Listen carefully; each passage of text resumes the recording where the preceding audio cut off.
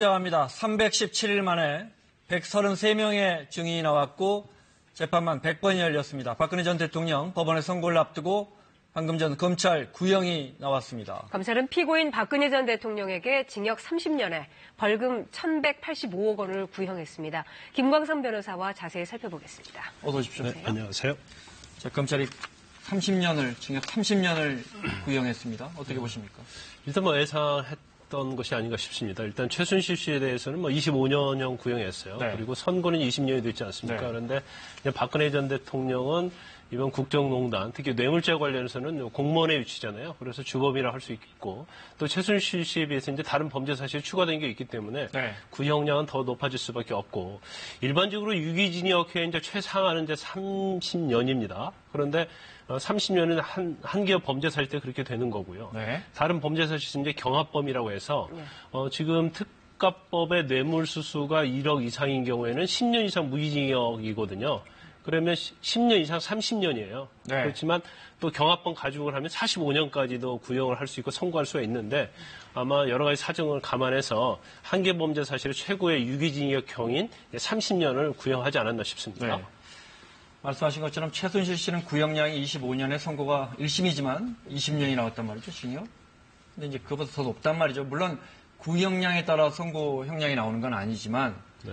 그래도 1심 선고가 상당히 중형이 나올 수 있는 거 아니냐, 이런 중형이 나올 수밖에 없죠. 왜냐하면 최순실 씨의 재판하고 박근혜 전 대통령의 재판은 굉장히 겹치지 않습니까? 그래서 안종범, 최순실, 박근혜 전 대통령이 공범 관계로 되어 있는 범죄 사실이 대부분이란 말이에요. 그러면 최순실 씨의 선고 형량이 당연히 박근혜 전 대통령의 선고 형량과 비교될 수밖에 없는 거거든요. 그러면 적어도 30년을 구형했다고 한다면 최순실 씨가 20년형을 선고받았기 때문에 저는 이제 개인적 생각으로는 한 25년형 정도 나올 가능성이 크다. 그리고 좀 더 범위를 한번 본다고 하면 적어도 25년에서 30년 사이에 형이 선고될 가능성이 크다고 저는 봅니다. 네. 지난해 10월부터죠. 재판에 나오질 않고 있는데 오늘도 역시 나오질 않았습니다. 이렇게 본인 재판에 계속 안 나와도 되는 겁니까? 근데 일반적으로는 웬만한 사건에서 본인이 안 나오는 경우가 없어요. 더군다나 무죄를 다툰 사건에서는 본인이 나와서 왜 무죄인지 정당한 변론을 해야 하잖아요.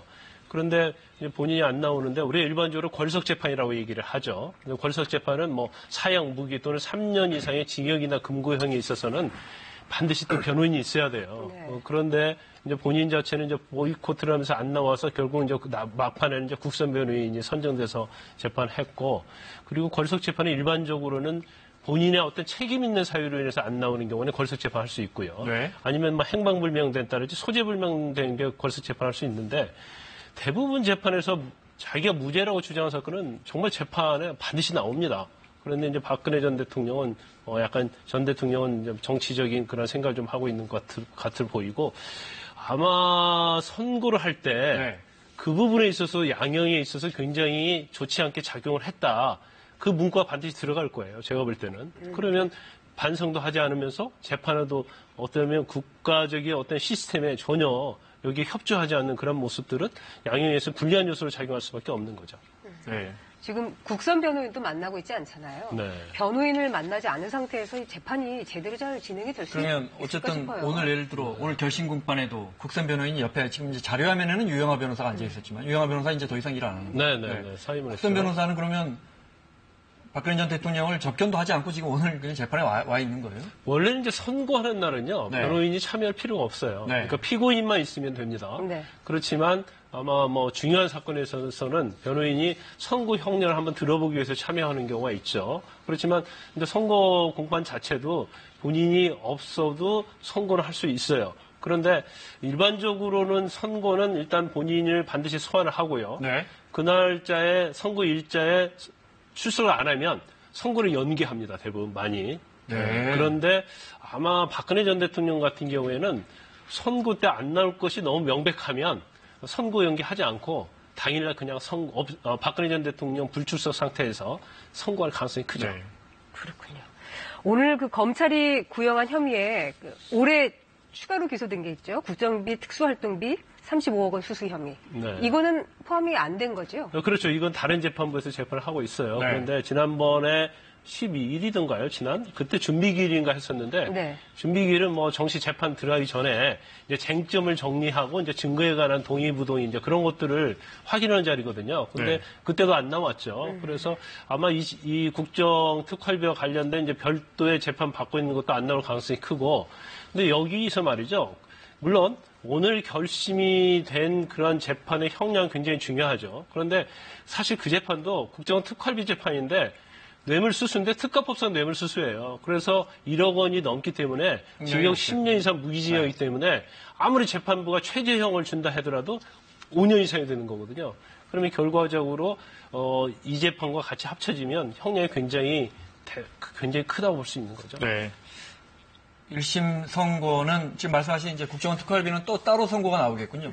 1심 선고는 지금 이제 본 재판의 1심 선고는 언제쯤 나옵니까? 그런데 지금 아까 재판이 마무리가 됐다고 하는데 아직 네. 선고일자는 아직 안 나왔어요. 네. 그런데 일단 박근혜 전 대통령의 구속 만기가 4월 16일이거든요. 네. 그러면 적어도 4월 초 정도 아니면 3월 말 정도 선고될 가능성이 큰데 사실 쟁점이 굉장히 많고 기록이 많잖아요. 그런데 최순실 씨 재판에서 이미 한번 걸러졌기 때문에 재판부 이렇게 뭐 선고 판결문을 작성하는데 큰 부담은 없을 거라고 보지만 네. 그래도 우리나라의 역사적인 사건이고 또 기록 하나하나를 살펴봤기 때문에 아마 선고일자는 적어도 보통 한 4주 잡는데 네. 4주 이상 잡을 가능성이 크다고 봐요. 3월 말 이후가 되겠군요. 아니면 그렇죠. 4월 초. 네, 그럴 가능성이 크다고 봅니다. 네. 알겠습니다.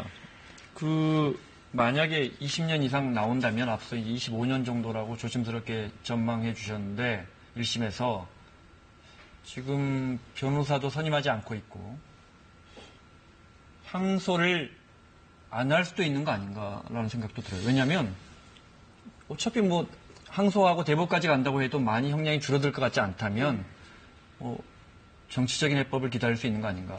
그렇죠. 그러니까 지금 국정농단과 관련된 사건에서 이제 박근혜 전 대통령 재판 하나밖에 안 남았잖아요. 네. 그러면 그 전에 이제 공범관계 있는 사람들은 다 항소를 했어요. 네. 그래서 항소를 포기한 사람은 없었거든요. 네네. 그럼 박근혜 전 대통령 주범이고 본인이 무죄를 주장하기 때문에 원칙적으로는 항소를 해야 하는 게 맞습니다. 네. 그런데 지금 사실은 저 재판의 어떤 공정성에 대해서 문제를 제기하기 위해서 제가 볼 때는 보이콧을 한다고 보는데 이것은 상당히 이제 정치적인 의도가 있다고 봐요. 네. 그러면 만약에 항소를 해서 항소심이나 대법원서 이게 바꿔질 가능성이 있는가. 근데 사실은 뭐 세세한 부분에서는 바꿔질 수도 있지만 근데 전체적으로 보면 사실 바꿔질 가능성이 크지 않거든요. 그렇다면 본인 입장에서 오히려 항소를 해서 어떤 재판의 정당성이 부여되는 것보다는 오히려 나는 항소를 하지 않고 이걸 그냥 뭐 인정하는 건 아니죠. 네. 오히려 항소를 하지 않는 것이 재판에 대해서 불복을 하는 그러한 굉장히 큰 이미지를 줄 수 있거든요. 네. 그렇기 때문에 아마 그 부분도 아마 생각을 하고 있을 가능성이 크다고 봅니다. 네. 알겠습니다. 여기까지 듣고 이명박 전 대통령 관련해서 다스 속보 좀 살펴보겠습니다. 이 전 대통령의 사위 이상주 삼성전자 전무를 검찰이 소환해서 조사했어요. 이건 다스하고는 별건인 거죠? 그렇죠. 지금 사실 이명박 전 대통령 관련돼서 이제 처음 시작은요. 네. 이제 다스와 관련돼서 시작이 됐어요. 네. 그런데 이제 다스와 관련된 부분에서 측근들을 조사하고 여러 가지 보다 보니까 국정특활비가 나왔고요. 또 국정특활비가 나오다 보니까 이제 도곡동 땅과 관련된 자금의 흐름이 또 네. 포착이 됐고 네. 또 대통령으로 재직하는 동안에 있어서 이제 닥서 관련된 삼성의 소송비 대납 뭐 그런 네. 문제 나왔는데 또 하나 또 크게 불거진 게 있습니다.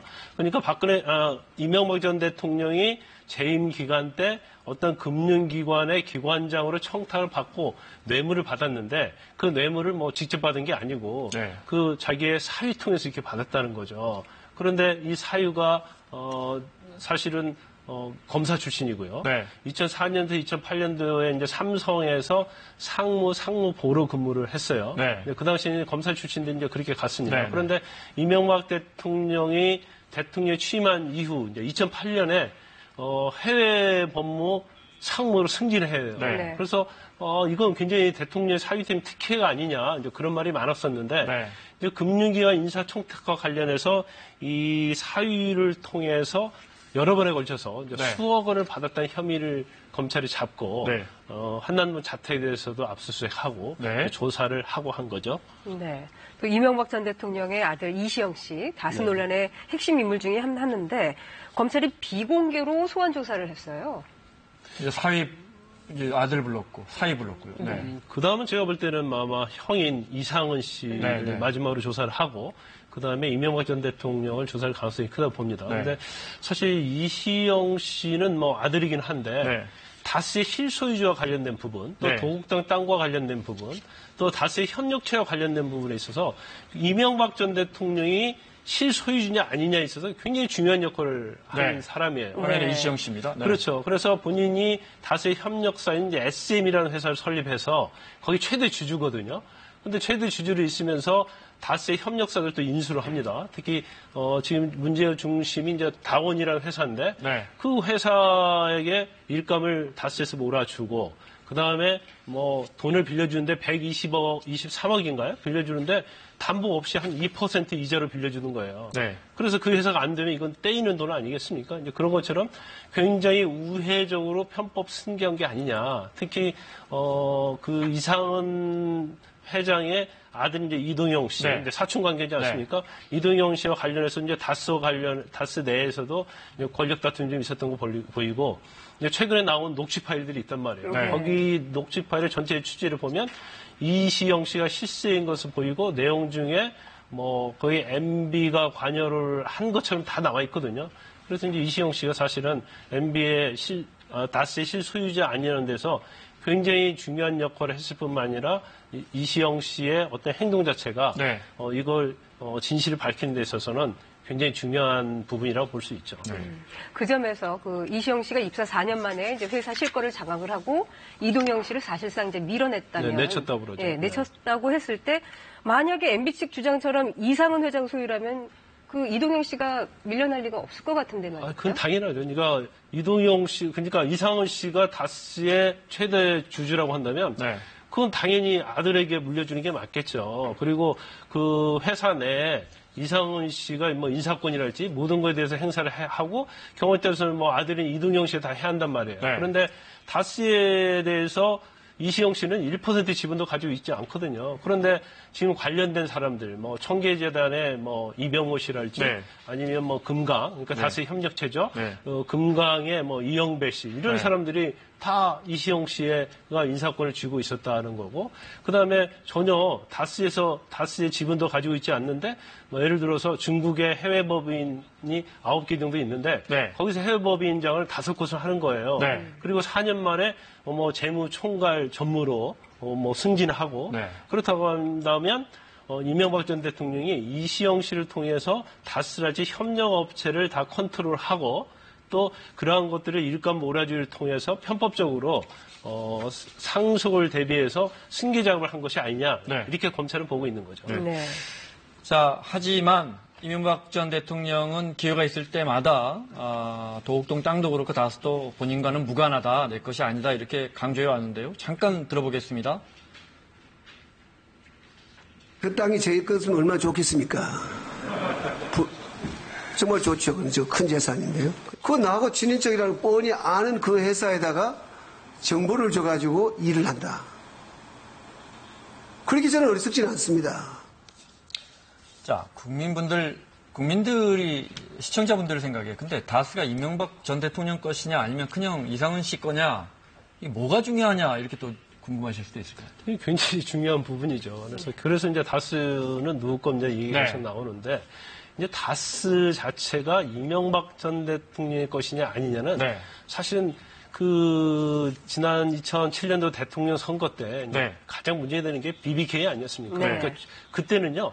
BBK 주가 조작에 관여했느냐 안 했느냐 문제였어요. 근데 BBK에 190억을 투자한 게 네. 다스였잖아요. 네. 그러면 다스의 실소유주라고 했다고 한다면 BBK에다 190억을 줬고 그 돈과 관련해서 주가 조작이 있었다고 한다면 네. 이명박 전 대통령이 실소유주면 주가 조작과 관련이 있거든요. 네. 그때는 그 부분만 문제가 그랬죠. 됐었는데 네. 근데 그 이후에 대통령이 취임하고 특검을 통해서 그 다스에서 횡령한 비자금 그러니까 뭐 120억에 대해서는 조모식이 했다고 그 당시 특검 결론 내렸고 최근에 네. 서울 동부지검에서도 그렇게 내렸지만 네. 또 다른 비자금들이 있다는 것이 지금 검찰에서는 밝혔다고 보거든요. 네. 그럼 그 부분에 대해서는 사실 실소유자가 횡령이나 탈세 혐의를 질 수밖에 없고 네. 그다음에 BBK 관련해서 김경진 씨로부터 나중에 190억 중에서 140억을 가져오는 과정에서 네. LA 총영사를 동원하고 청와대 민정수석실을 동원했단 말이에요. 네. 그럼 이건 엄연히 직권남용에 해당이 되는 거죠. 네. 또 그 과정에서 이제 삼성의 소송비 대납, 네. 그 370만 불이죠. 네. 그것과 관련해서 돈을 받았다고 한다면 이제 뇌물죄가 되는 거고요. 네. 그 외에 다스의 실소유주냐 아니냐에 따라서 네. 아주 여러 가지가 지금 얽히고 설켜 있는 거예요. 네. 그렇기 때문에 그것이 만약에 다스의 실소유주라는 것이 딱 명백하게 밝혀지면 네. 우리가 뭐 대추나무에 뭐가 연글린다고 하듯이 네. 다른 범죄들이 다 같이 따라오는 거죠. 그래서 네. 굉장히 중요한 사실이냐 아니냐 중요한 자막에서 지금 이제 BBK 투자금 140억 원, 이제 190억 원인가를 투자했다가 145억 원인가 돌려받는데 이것도 만약에 그러니까 이명박 전 대통령 게 아니라면 직권남용이 아니겠죠. 근데 만약에 다스가 이명박 전 대통령 것이라면 직권남용이 성립되는 거고. 그래서 이제 이런 것들이 누구 소유냐가 중요해지는 거고. 네. 그렇죠. 네. 그러니까 네. 140억도 사실은 뭐 예를 들어서 이상은 씨의 다스를 위해서 뭐 돌려받기 위해서 직권남용했다면 그 직권남용죄는 될 수는 있어요. 그런데 본인의 회사가 아니면 왜 저렇게 무리하게 해서 네. 저렇게 돈을 돌려받았을까? 더군다나 지금 언론에 나온 것은 이제 삼성의 이학수 부회장을 뭐 독대했다는 얘기는 아니죠. 아니 삼성에서 선임해준 변호사 김석환 변호사죠. 에이켄건프 미국에. 네. 그래서 청와대에서 또 독대를 했다는 거잖아요. 네. 그러면 결과적으로 실소유이기 때문에 어떤 재산적 손실을 피하기 위해서 저는 행위를 한 것이 아니냐. 네. 그렇게 이제 검찰은 보고 있는 거죠. 네. 아주 이시영 씨도 불렀고 이제 이명박 전 대통령의 소환이 임박해 보이지요.